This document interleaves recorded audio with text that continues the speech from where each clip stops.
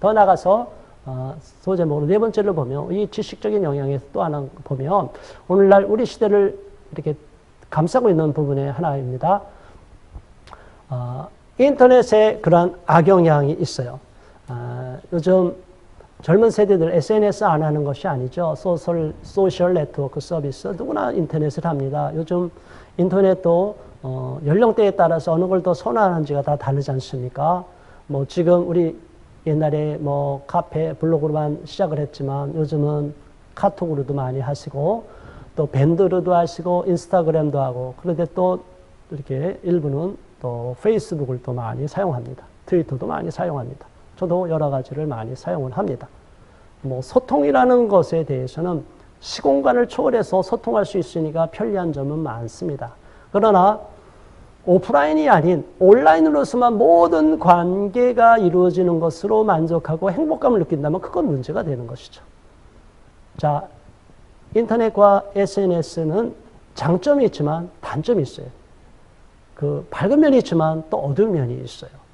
그렇기 때문에 모든 것을 인터넷에 익숙하고 사이버에서 익숙하고 더군다나 요즘 젊은 아주 10대들은 막 게임에 중독 정도 게임에 많이 몰입했다가 어른이 돼도 자꾸 그런 게임적인 그런 사고를 갖게 돼요. 게임이라는 그 환경 속으로 자기가 이렇게 들어가 있는 것 같은 현실과 오버랩되는 착시 현상을 일어나고 착각하는 경우도 많아요. 그러니까 가상 공간 속에서 사이버 스페이스 속에서 얼마든지 이렇게 조종할 수도 있고 대상을 바꿀 수도 있고 내 임의로 내 욕망이 원하는 대로 다 조종할 수 있다고 생각하면 가상현실 속에는 그럴 수 있습니다. 그런데 그게 현실로 돌아오면 불가능한 것이죠. 사람은 그렇게 조종이 되지 않잖아요. 상대방도 나를 그렇게 임의로 조종한다 그러면 내가 따라가겠습니까? 못 따라가는 거죠. 그러니까 이런 사이버 세계 속에서 SNS에 너무 많이 익숙해진 사람들은 현실과 약간 부조화 현상을 일어날 수가 있어요.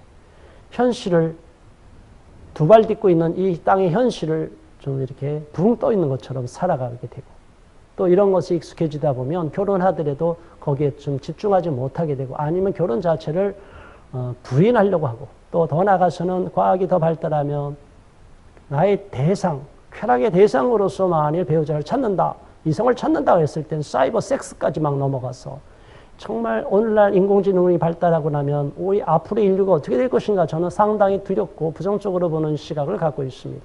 인간이 사람으로부터 채워져야 될 것을 기계나 로봇이나 또 다른 어떤 사이버적인 기술 장치에 의해서 우리가 이렇게 만족이 채워진다면 인간이 뭐가 되는 겁니까? 인류는 미래가 암울해지는 것이고 인류에게 희망이 없다고 저는 보고 있습니다. 그래서 우리는 전통 가치를 지키고 다음 세대가 계속 건강하게 유지되기 위해서는 우리가 결혼해서 자녀도 생산해서 그래도 인간의 손길이 후손이 계속 이어져야 된다고 저는 보는 입장입니다. 자, 소제목의 5번째로 보면 또 오늘 이 시대에 우리 세계를 뒤덮고 있는 문제가 있는데 그 부분은 이제 동성애 문제입니다. 저는 사실 전통적인 결혼 이 부분을 많이 공부하고 또 고민했고 또 제가 기독교인이기 때문에 성경적인 가치관에 대한 성경적인 결혼의 제도에 대해서 원리에 대해서 많이 공부를 해왔는데 나름대로 애써왔고 근데 거기에 일탈된 거기에 벗어난 이런 동성애 문제가 이제 쓰나미처럼 밀려오고 있어요. 유럽도 마찬가지입니다. 자, 사실은 저런 거는 기존의 전통적인 결혼 제도가 많이 무너지고 전통 가정이 해체되는 과정 속에서 떠도는 사람들이 정착하지 못하면서 가정에 문제가 발생해서 저런 데 영향을 많이 받게 되는 경우를 보게 됩니다. 그래서 가족력이 상당히 안 좋은 경우들이 많아요.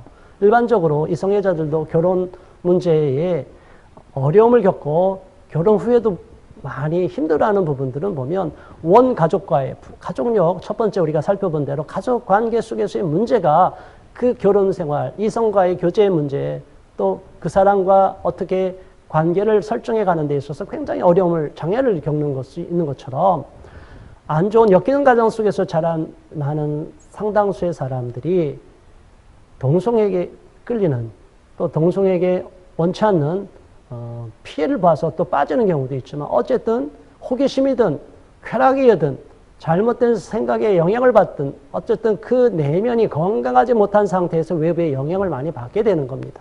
자, 이런 시대가 점점 만연해가고 이런 분위기가 만연해가고 우리 시대가 그렇게 흘러가고 있기 때문에 정말 동성애로 인해서 많은 사람들이 결혼 안 하고 그냥 동성끼리도 성적인 즐거움 누리면 괜찮다. 동성애가 무슨 플라토닉 사랑으로 착각하는 분들이 많은데 실제 그렇지 않습니다. LGBT 중에서 가장 압도적으로는 게이들이 큰 영향을 주고 남성들이 그 성적인 것이 가장 강합니다.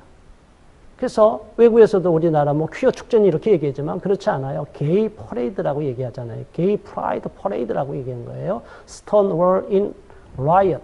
스톤월 항쟁으로 인해서 1969년도에 그런 일이 뉴욕의 그 게이바에서 벌어진 그 폭력 사건의 폭동이 결국은 그 다음에 1970년부터 게이 프라이드 퍼레이드의 시발점인데, 자, 그런 모든 것들은 사실은 잘못된 음주의 문화들이 자꾸 확산돼서 그렇게 되는 거예요.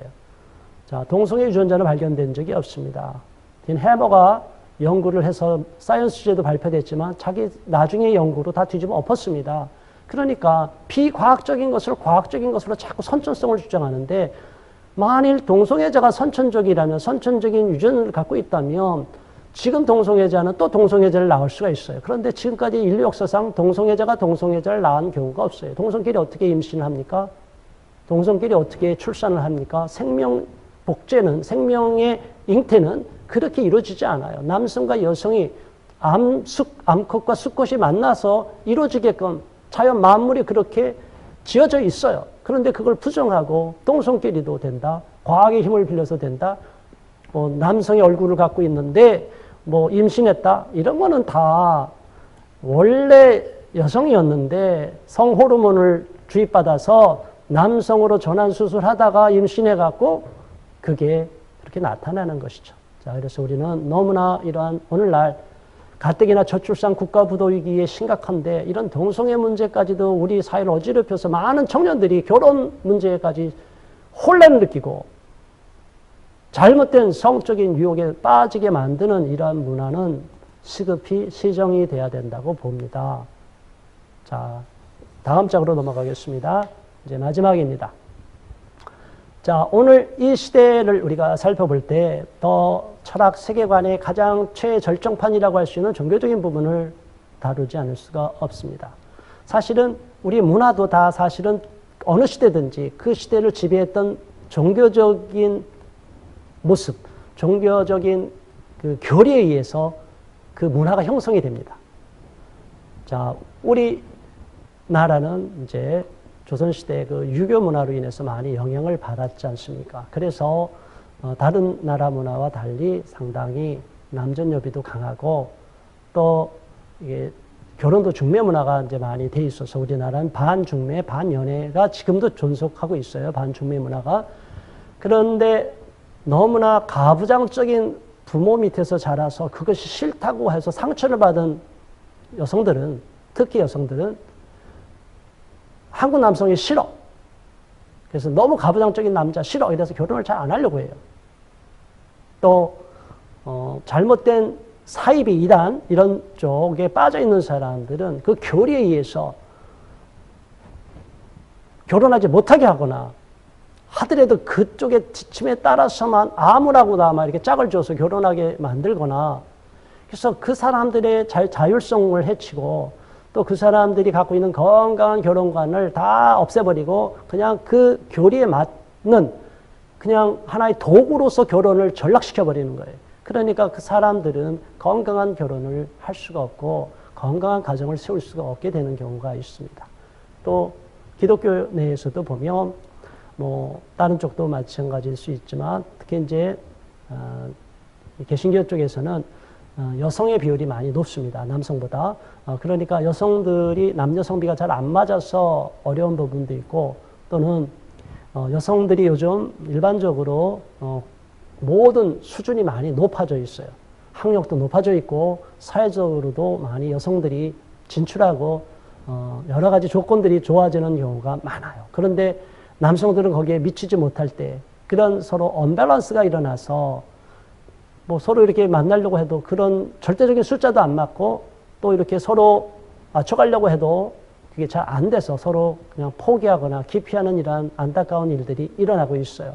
이게 이제 우리 사회에도 곳곳에 이런 문제가 나타나고 있습니다. 또 더 나가서 일부적이기도 한데 기독교에서 좀 특이한 현상은 뭐냐? 예수님께서도 타고난 고자, 사람이 만든 고자, 스스로 된 고자가 있다 그랬어요. 하나님 나라를 위해서.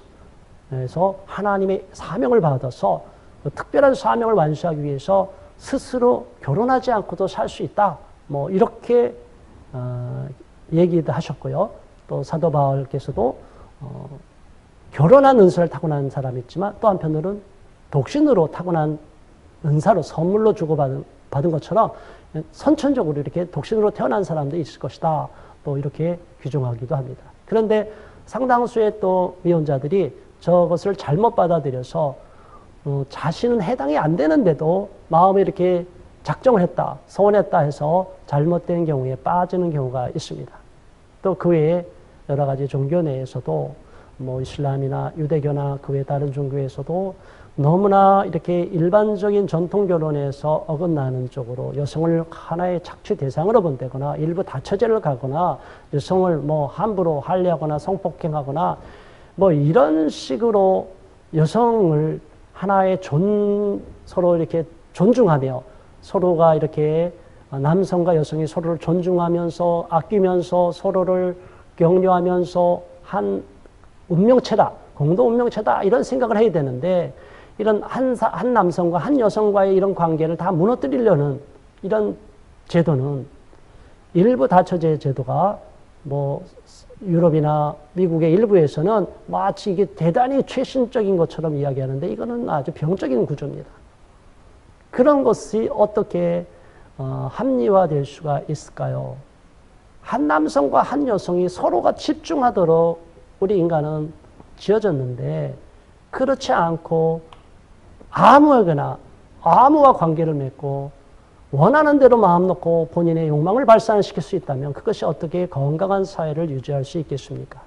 자, 여기까지 오늘 철학적인 문제와 세계관적인 영향에 의해서 결혼의 문제에 어려움을 겪고 있는 미혼자들이 있는데 이런 가치관들의 혼란함이 가라앉고 정리되고 정돈되었을 때 결혼의 문제가 훨씬 더 명쾌해지고 어떤 결혼을 하고 어떤 시점에서 내가 이성과 좋은 관계를 맺어서 결혼할 것이라는 확신을 갖게 될 줄로 압니다.